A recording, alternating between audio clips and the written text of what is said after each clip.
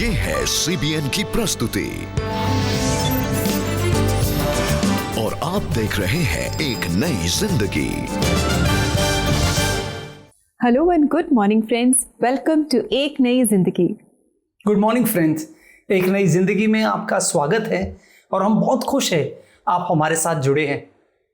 जी बिल्कुल दोस्तों, और हमारी मेंटल हेल्थ सीरीज़ को कंटिन्यू करते हुए आज हम बात करेंगे कि जब हम जीवन में आर्थिक तंगी से गुजरते हैं, जब कोई कमी आ जाती है हमारे जीवन में आर्थिक तौर पे, तब हम जो स्ट्रेस से गुजरते हैं, जो एंजाइटी हमारे जीवन में आ जाती है, इसके साथ हम कैसे डील कर सकते हैं। यस रेबेका, जो मौजूदा हालात है इसमें कई लोग हैं जिन्होंने पगार में घटी पाई है और व्यवसाय पे असर हुआ है। कुछ लोगों की तो नौकरी भी चली गई है और इस सब वजह से जाहिर सी बात है उनके जीवन में, उनके प्रोविजंस में बहुत कमी आ गई होगी और ये आसान समय नहीं है। लेकिन ऐसे में भी परमेश्वर चाहता है कि हम अपनी नज़रें प्रभु पर बनाए रखें। वो अच्छा है, वो भला है। जी बिल्कुल, हमें अपनी नज़रें परमेश्वर पर लगाई रखनी है, लोगों पर नहीं, और अपने पैसों पर और किसी सपोर्ट पर नहीं, पर परमेश्वर पर, क्योंकि वो भला है, वो हमसे प्रेम करता है और and he is in control. और हमारा जो जीवन है वो हमने परमेश्वर को समर्पित किया है and he is in control of our lives. Yes दोस्तों, परमेश्वर विश्वास योग्य है। He is a faithful God और हम उस पर भरोसा बिल्कुल कर सकते हैं। जी बिल्कुल दोस्तों, और इसी बात को और अच्छे से समझने के लिए आज हम मिलने जा रहे हैं संतोष से, जो एक चर्च की अगुवाई करते हैं। जब इस पैंडेमिक के दौरान में उन्होंने भी आर्थिक परेशानी का सामना किया और बहुत ज़्यादा कठिन समय से वो गुजरे, और इस कठिन समय ने, इस कमी घटी ने उनके मानसिक स्वास्थ्य को भी प्रभावित किया। बहुत ज़्यादा चिंता से वो गुजर रहे थे। आइए दोस्तों उनसे मुलाकात करते हैं और उनके इस एक्सपीरियंस को उन्हीं की ज़ुबान से हम जानते हैं। संतोष अपनी चर्च मिनिस्ट्री के द्वारा लोगों के बीच परमेश्वर के प्रेम को बांटा करते हैं। जब 2020 में सब पेंडेमिक की वजह से परेशान थे तो इसका असर उन पर भी पड़ा, जिसकी वजह से न तो वो घर का किराया दे पा रहे थे और न खाने का खर्च जुटा पा रहे थे। गुजरते दिनों के साथ साथ उनकी दिक्कतें भी बढ़ने लगी। जब पेंडेमिक के दौरान मकान मालिक ने किराया नहीं देने के वजह से घर को खाली करने को कहा, इस दौरान मैं मेंटली बहुत डिस्टर्ब हो गया। रात को नींद नहीं आता था और लोगों से बात करने से भी मेरा मन बहुत टूट गया था। और कोई काम करता था, काम करते करते वहीं घंटों, जो काम 2 मिनट का था उसको घंटों लगाकर वहीं बैठे रहना, सोचना, और दिन भर अकेले छत पर अकेले हमेशा हिसाब करता रहता, कैसे यहाँ से पूरा करूँगा, वहाँ से पूरा करूँगा, कौन मेरा मदद करेगा। ऐसे समय में अपनी परिस्थिति को देखते हुए वो यही कर सकते थे कि ऐसे लोगों से बात करें जो आत्मिक उन्नति दे सकें और वचन से प्रोत्साहित कर सकें। जब मैं डिप्रेशन में जाता था तो उस समय एक प्रभु के दास से मैंने बात किया और उन्होंने वचन से बताया कि जब लोगों के पास खाने को नहीं था, परमेश्वर ने उसी समय खाने का इंतज़ाम किया। बार बार वो मुझे गाइड करते थे, परमेश्वर पर भरोसा रखिए, ये जो समस्या है ये कुछ दिन का है, आप विश्वास रखिए, स्थिर हो जाइए। और मैं जब वो बोलते थे तो मुझे 20% विश्वास में जाता था और 80% में देखता था कि ये तो परिस्थिति मेरे सामने जिनके ऊपर बीत रहा है वो कैसे करेगा। एक रात जब संतोष अपनी प्रार्थना कर रहे थे तो उन्होंने एक निर्णय लिया कि वो व्यक्तिगत प्रार्थना के साथ अपने चर्च मेंबर्स के साथ मिलकर भी प्रार्थना करेंगे। तमाम डाउट्स के बाद उन्हें प्रार्थनाओं का उत्तर मिलने लगा। अचानक एक भाई का मेरे पास फोन आया, पास्टर प्लीज क्या अपना अकाउंट दे सकते, अकाउंट नंबर दे सकते हैं। और मैंने उनको जब अकाउंट नंबर दिया और देने के 5 घंटे के बाद मेरे फ़ोन पर एक SMS आया, और SMS को जब मैंने चेक किया उसको देखकर मैं बहुत हैरान हो गया कि ये है परमेश्वर की प्रार्थना का जवाब। और खुदावन ने इतना दिया कि जिससे कि मैं अपने घर का 2 महीने का रेंट प्लस अपने घर का ग्रोसरी दोनों ले पाया। और फिर मैं देखा कि वो ऐसी परिस्थिति में अगर हमने प्रार्थना किया है तो परमेश्वर ने उसका जवाब दिया और हमारा और विश्वास मजबूत होते चला गया। निराशा हमारा खुशियों बदलने लगे। आने वाले दिनों में अगर जब भी कभी ये समस्या होता है उसमें भी हमें प्रार्थना और वचन पर भरोसा रखना है। ना प्रार्थना बदलेगा ना वचन बदलेगा, हमारा विश्वास स्थिर रहना है चाहे कुछ भी हो जाए।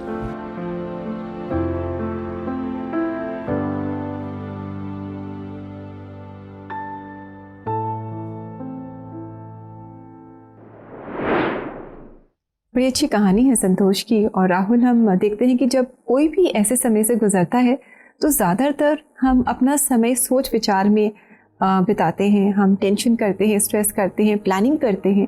लेकिन संतोष के जीवन से हमने सीखा कि हमें अपना समय हमें प्रार्थना में बिताना है, हमें परमेश्वर से मांगना है, एक मन होकर के हमें प्रार्थना करनी है और वचन के साथ समय बिताना है, ताकि हम विश्वास में स्थिर रहें और हमारी निगाहें हमेशा परमेश्वर की ओर ही लगी रहें। बिल्कुल बिल्कुल। और व्यक्तिगत रूप में दोस्तों, ये आपकी भी गवाही हो सकती है। शायद आप ऐसे हालात से गुजर रहे हैं इस समय, आप अपनी नज़रों को परमेश्वर की ओर उठाएं जैसे भाई संतोष ने किया, और फिर आप देखेंगे परमेश्वर के सामर्थ को आपके जीवन में आते हुए, परमेश्वर की बहुतायत को आपके जीवन में आते हुए। जी, हमारी यही दुआ है दोस्तों कि आप परमेश्वर की बहुतायत को, उनके सामर्थ को अपने जीवन में एक्सपीरियंस करें। परमेश्वर आपको इतना आशीषित करे कि आप उसे समेट भी ना पाएं। यस दोस्तों, जब शास्त्र हमसे बातें करता है तो ये सिर्फ आत्मिक बातें नहीं करता। It is not just a spiritual book, it's a book based on life. ये हमारे जीवन पर आधारित किताब है, यानी कि जिंदगी के हर पहलू को शास्त्र छूता है। चाहे वो वैवाहिक जीवन है, बच्चों की परवरिश है, काम काज है, नौकरी है, और इस पेंडेमिक में जो हम गुजरे हैं सब मिलकर, जो चुनौती का सामना किया है, और हम में से कई लोग हैं जो घटी का सामना किया है। और ये सिर्फ हमारे समय में नहीं हुआ है, ये हर एक के जीवन में ऐसा समय आता है। लेकिन देखिए, इसको मद्देनजर रखते हुए यीशु मसीह ने एक बड़ी सी भीड़ से अपनी शिक्षा के दौरान मत्ती 6 में कुछ बातें कही जो बहुत अनमोल है। मैं वो आपके लिए पढ़ना चाहूंगा। मैथ्यू चैप्टर 6 वर्स 31 एंड 32, मत्ती 6 31 और 32। इसलिए तुम चिंता करके यह न कहना कि हम क्या खाएंगे या क्या पिएंगे या क्या पहनेंगे, क्योंकि अन्य जाति इन सब वस्तुओं की खोज में रहते हैं, और तुम्हारा स्वर्गीय पिता जानता है कि तुम्हें ये सब वस्तुएं चाहिए।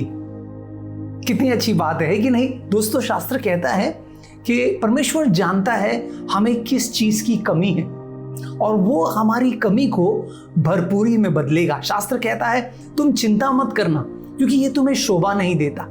ये जो परमेश्वर पर विश्वास नहीं करते वो चिंता करते हैं, वो ठीक है, क्योंकि वो परमेश्वर को नहीं जानते।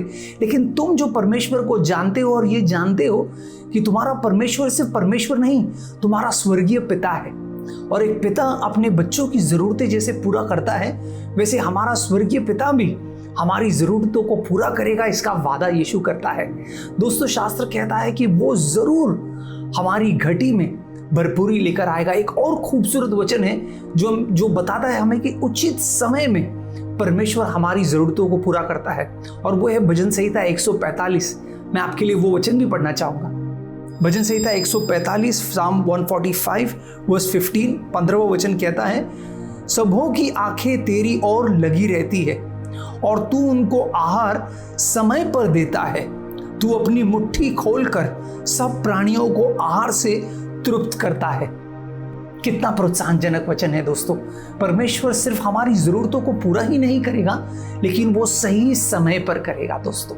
तो अगर आपको लग रहा है कि समय बीतता जा रहा है, याद रखिए वो समय का परमेश्वर है, वो अनंत काल का परमेश्वर है, और उचित समय में, सही समय में, जैसे हमने पास्टर संतोष की गवाही में देखा कि उन्होंने जाना कि परमेश्वर आशीष का ही नहीं लेकिन बिल्कुल टाइम का परमेश्वर है, और आपके भी सही समय में वो आपको बहुतायत की आशीष देगा।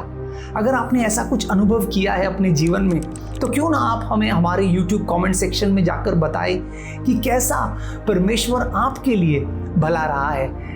जी बिल्कुल, इन अनुभवों से हम भी प्रेरणा पाएंगे और हमारे सारे दर्शक भी इंकरेजमेंट पाएंगे।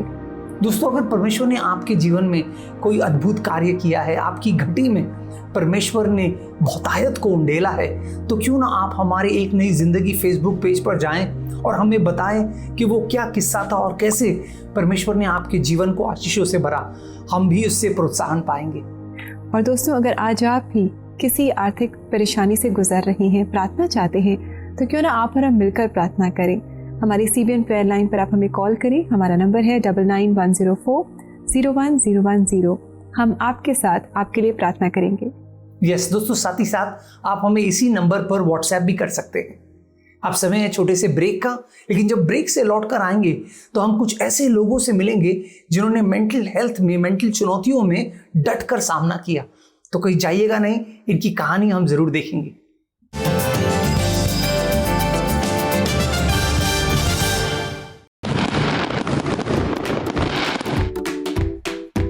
उत्सव का समय है और CBN फाउंडेशन बच्चों के लिए कुछ खास तैयारियों में लगा है।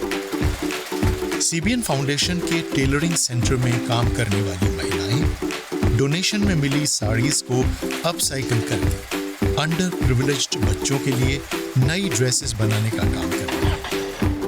बहुत बार हम दीवान खोलते, अपनी अलमारी खोलते हैं और हम पहनते भी नहीं बहुत से कपड़े और हमारे रखे रहते हैं। तो अच्छा है कि अगर आप लोग उसको डोनेट करें यहाँ पर आके हमारे पास, तो हम लोग और बच्चों को भी इस फेस्टिवल पे खुश कर सकते हैं। सुंदर कपड़े बनाने के लिए, सिलाई के लिए केवल 500 रुपए के दान के साथ एक साड़ी या कपड़ा भी दान करें। आज ही डोनेट करें www.cbnf.org पर, या फिर आप ऑनलाइन डोनेशन भी कर सकते हैं और साड़ीज को हमारे स्क्रीन पर दिए गए एड्रेस पर भेज सकते हैं।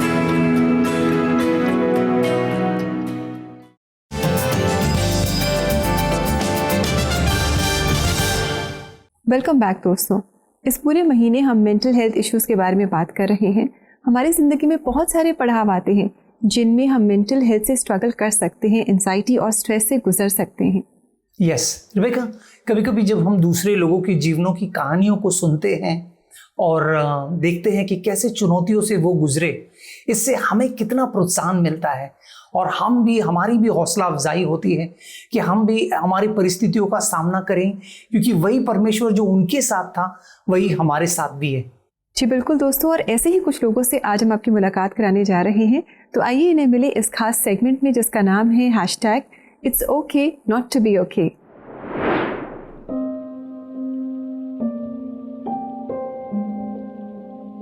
अभी कुछ टाइम पहले ही लास्ट मंथ मेरे फादर की डेथ हो गई, जो हमारे लिए सबसे ज़्यादा शॉकिंग रहा है। मेरी मॉम ने अराउंड 7 kgs लूज कर लिया। मैंने अपना वेट गेन कर लिया, बिकॉज ये मेंटल हेल्थ सिर्फ मेंटली नहीं, हमें फिजिकली भी इफेक्ट करती है। शादी के बाद मुश्किलें बढ़ती रहीं। I got married when I was 21। जिस रिश्ते में प्यार नहीं था और अपनी पहचान बनाने की एक ख्वाहिश में वो रिश्ता टूट गया। मैं एक प्रोफेशनल मेकअप आर्टिस्ट हूँ और मैं अपना बिजनेस रन करती हूँ, और सब कुछ एकदम जब बंद हुआ तो मतलब 1-2 हफ्ते तो नहीं समझ आया कि क्या करना चाहिए, पर जब 1 वीक 2 वीक पूरा बीत गया तब लगा कि कैसे होगा, कैसे स्टाफ को सैलरी होगा, कैसे रेंट होगा। मेरा एक छोटा सा स्कूल है, म्यूज़िक स्कूल है। तो जब मैं ऑनलाइन क्लासेस के बारे में ज़्यादा नहीं जानता था कि कैसे क्लासेस करनी है, तो ये सारी बातें ना मेरे माइंड में एक टेंशन लेकर आ रही थी। There was this very tragic moment that I had to go through after 19 months of my marriage, and that was the death of my husband. Every single time I meet people who haven't met for a long time, they always go like, oh, you've gotten more skinnier, or oh, you got darker, or something like that, And I don't know if this has happened to you, but I feel that in my life, this thing really made me go over the edge at one point. I was in a school where I couldn't match myself with any of the friends. Them trying to blame me of the things that I had never done of, and trying to make me feel guilty. I remember I used to cry a lot in school. I used to cry a lot under my blanket. I used to cry a lot when I used to walk.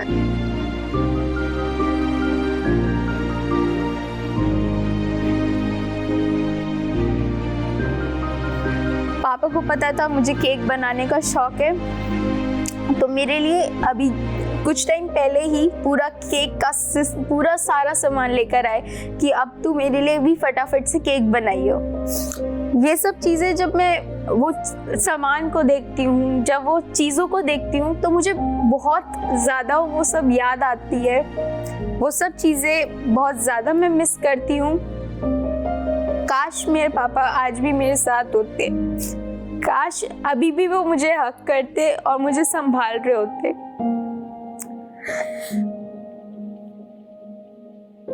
I was dealing with depression and anxiety. मुझे नहीं समझ आ रहा था कि मैं अपने बच्चों के लिए क्या करूं ताकि उनको अच्छी सी परवरिश दे सकूं। चारों तरफ अंधेरा ही दिखाई देता था मुझे। तो जो मेरे पास था भी, वो भी मेरा खर्च हो गया। मुझे रेंट बड़ा अमाउंट था, स्टाफ इतने 20 लोगों के स्टाफ को सैलरी देना, और अर्निंग ज़ीरो हो गई। तो बहुत परेशानी की उस समय बात थी। तो ये एक टेंशन थी कि पता नहीं मैं इसको करा भी पाऊंगा कि नहीं करा पाऊंगा। अगर मैंने नहीं कराया तो फिर मेरे पास इनकम सोर्सेज जो है वो धीरे धीरे चली जाएगी। The most difficult part was mentally I had to be very, very stable because whatever you think, your life becomes. So that was the time when I really had to hold myself. I had hyperanxiety, social hyperanxiety disorder. It's literally the fear of people, you know, the fear of meeting people, the fear of just being in front of people. Actually told myself that in a week I'm just gonna be done. I'm just gonna kill myself. The option that I had was to end up my life, you know, to give up, and then the issues will be solved. No problem for anyone.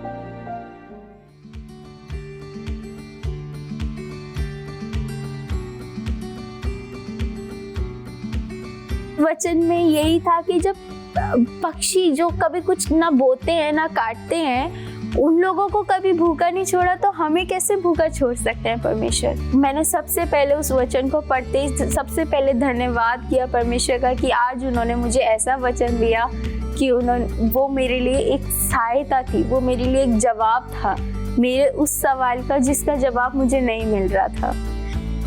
मुझे लगा मेरे जीवन में एक नई रोशनी आई है। मुझे लगता था कि मैं अब एक बहुत पॉजिटिव एक एनवायरनमेंट में हूँ। इसी पॉजिटिविटी से मुझे एक आशा की किरण मिली।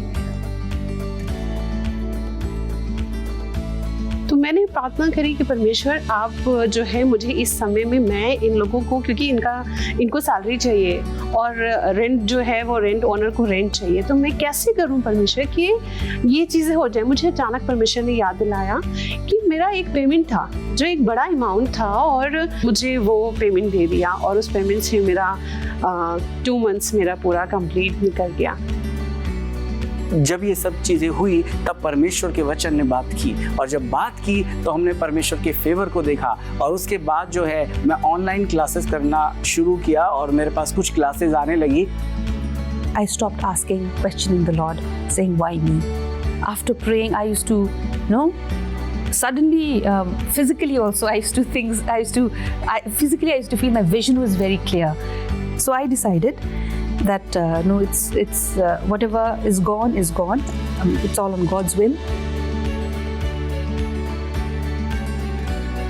And because one person started speaking the identity in my life, the identity that God has given me, I started believing it because I was listening to it continuously. I started feeling it.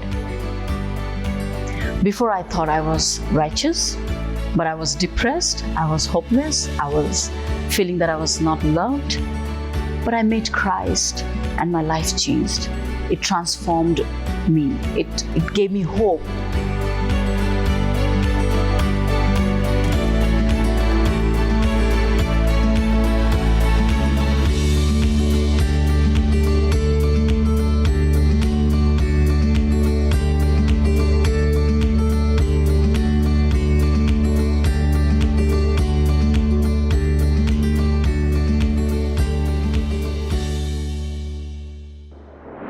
वाह Rebecca, कितना अच्छा लगा ये देखकर कि अलग अलग संघर्ष की कहानियों में भी एक ही परमेश्वर है जो सबके साथ है, और उन सबको परमेश्वर ने उनके मुश्किल हालात में परमेश्वर के उपस्थिति का उन्होंने अनुभव किया, परमेश्वर की भलाई को उन्होंने चखा और जाना कि वो अच्छा और भला परमेश्वर है और वो हमें हर मुसीबत से छुड़ाता है, हमारे हर घटी को वो पूरा करता है।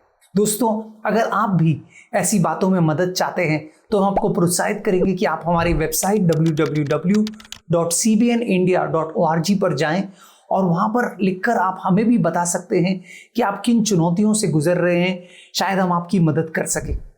जी बिल्कुल। और दोस्तों, इसी के साथ अब हम एक छोटा सा ब्रेक लेंगे और ब्रेक के बाद हम आपके मैसेजेस पढ़ेंगे, आपके लिए प्रार्थना करेंगे।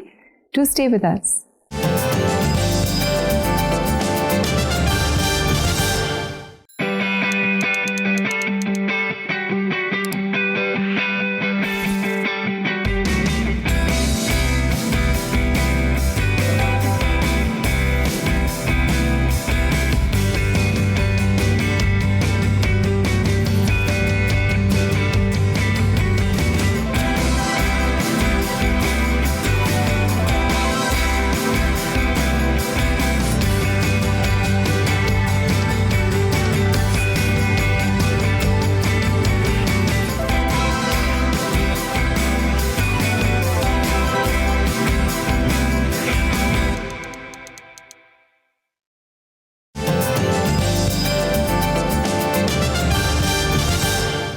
वेलकम बैक दोस्तों। आज एक नई ज़िंदगी प्रोग्राम में हम बात कर रहे हैं कि जब हम आर्थिक परेशानियों से गुजरते हैं, कोई भी तंगी से गुजरते हैं, तब हम परमेश्वर की मदद को अपने जीवन में एक्सपीरियंस करते हैं।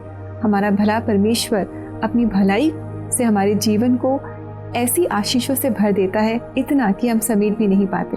तो पढ़ते हैं आपकी रिक्वेस्ट, और आज की पहली रिक्वेस्ट हमें भेजी है जगन शिंदे जी ने, और ये कह रहे हैं, मैं आर्थिक तंगी से गुजर रहा हूँ, कृपया मेरे परिवार के लिए प्रार्थना कीजिए, राशन लाने के लिए भी पैसे नहीं हैं। थैंक यू जगन जी, आपने अपनी इस प्रॉब्लम को हमारे साथ शेयर किया। हम आपके लिए ज़रूर प्रार्थना करेंगे ताकि परमेश्वर की मदद और उनकी भरपूरी को आप अपने जीवन में एक्सपीरियंस कर सकें। यस, बिल्कुल। अगला मैसेज जो है वो वाल्मीकि उकी जी ने हमें भेजा है और वो कह रहे हैं, मैं बहुत आर्थिक तंगी से गुजर रहा हूँ, खाना खाने के लिए भी पैसे नहीं है, बहुत मुश्किल से गुजारा चल रहा है, कृपया मेरे लिए प्रार्थना कीजिए। वाल्मीकि जी, हम आपको यकीन दिलाना चाहते हैं कि हम ज़रूर आपके लिए प्रार्थना करेंगे कि आप परमेश्वर के आशीषों को और भलाई को और करुणा को आपके जीवन और आपके पारिवारिक जीवन में भी आप देखेंगे। जी बिल्कुल। और दोस्तों, आइए देखिए एक और व्हाट्सएप मैसेज जो आज हमारे पास आया है। ये मैसेज है शेखर का, जो कह रहे हैं, मैं बेरोज़गार हूँ। 2020 में जो लॉकडाउन हुआ था उसकी वजह से हम आर्थिक रूप से बहुत कमज़ोर हो गए हैं। मैं बहुत हेल्पलेस महसूस करता हूँ, अपने परिवार के लिए कुछ भी नहीं कर पा रहा हूँ। मैं बहुत परेशान हूँ, कृपया मेरे और मेरे परिवार के लिए प्रार्थना कीजिए। ज़रूर शेखर, हम आपके लिए ज़रूर प्रार्थना करेंगे। Thank you for sharing your concern with us. और हमें विश्वास है कि जब हम सब मिलकर परमेश्वर से मांगेंगे तो वो हमारी प्रार्थनाओं का जवाब ज़रूर देंगे। यस दोस्तों, इसलिए आइए हम परमेश्वर के पास आते हैं, हमारे जीवित परमेश्वर पिता के पास, जो हमारी ज़रूरतों को पूरा करने का वादा करता है। स्वर्गीय पिता, हम तेरे पास आते हैं प्रभु। हम धन्यवाद देते हैं उन गवाहियों के लिए जो हमने थोड़ी देर पहले सुना प्रभु। लोगों की अलग अलग मुश्किल हालातों में जिस तरह से तूने उन्हें संभाला, उन्हें सांत्वना दी, उन्हें मजबूती दी, उनकी कमियों को, उनकी घटियों को तूने पूरा किया प्रभु। सच जो शास्त्र कहता है वो तू है प्रभु, तू था, तू है और तू रहेगा प्रभु। जो मित्रों ने हमें प्रार्थना निवेदन भेजे हैं उनके लिए हम प्रार्थना करते हैं, साथ ही साथ हमारे प्रिय दर्शकों के लिए प्रार्थना करते हैं प्रभु। इस मुश्किल दौर में तू हमारा सहारा है, हमें अगर किसी का आसरा है तो वो तू ही है प्रभु। हम तेरे पास हमारी परिस्थितियों को लेकर आते हैं प्रभु। जो भी घटी है प्रभु, उसे तू अपनी महिमा के धन से पूरा कर। ये प्रार्थना हम यीशु मसीह के नाम में करते हैं। आमीन, आमीन, आमीन। दोस्तों, परमेश्वर का वादा है कि वो आपकी हर घटी को अपनी महिमा के धन से पूरा करेगा।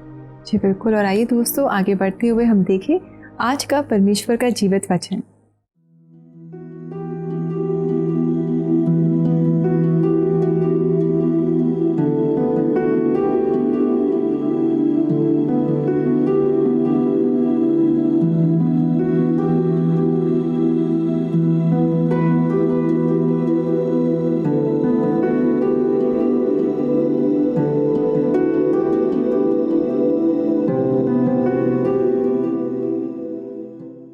वाह, क्या सामर्थी वचन है रिबेका। क्या वादा है परमेश्वर का कि शेर के बच्चे भी भूखे होंगे, लेकिन जो परमेश्वर पर विश्वास करते हैं उनकी हर घटी को, हर कमी को परमेश्वर पूरा करेगा। Isn't that wonderful?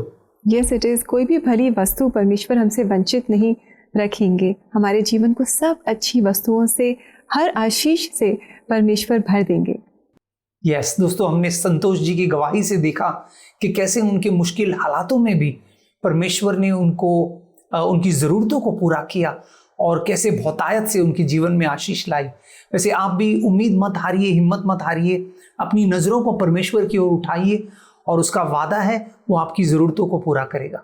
और दोस्तों, अगर इस प्रोग्राम ने आपको आशीषित किया है तो आप भी सहभागिता में ज़रूर जुड़ें, और ऐसा करने के लिए आप हमारी वेबसाइट को विज़िट कर सकते हैं जो है www.cbnindia.org/sponsorship। आपकी सहभागिता से और बहुत सारे लोग इस प्रोग्राम से आशीष पा सकेंगे। और अब है समय कि हम आपसे इजाज़त लें, और जाते जाते Saint John's church in the wilderness की कॉयर द्वारा गाया गया ये गीत है कलीसिया की गैरफानी। इस गीत के द्वारा आप आशीष पाएं। नमस्कार। नमस्कार दोस्तों।